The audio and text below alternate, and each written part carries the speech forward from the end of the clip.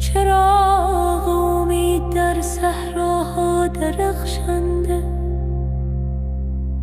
دست کودک در دستان طوس راه شهادت را گشود. سربازان فدا شدند، در راه حق جان دادند.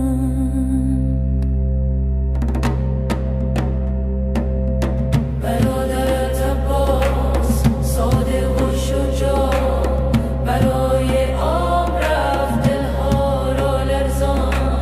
خواهرت زینب نماد صبر و رحمت، راه تو را حفظ کرد و به همه امید داد. حسین ای حسین نور دلها، با نامت روحا ایمان برمی شده در هر لحظه.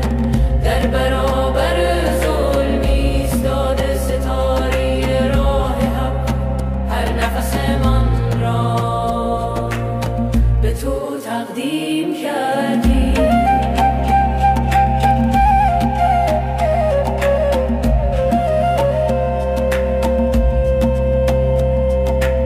صحنه کربلا خونین اما مقدس، با نام تو هر دل مومن می‌لرزه. در راه عدالت و رحمت با نور تو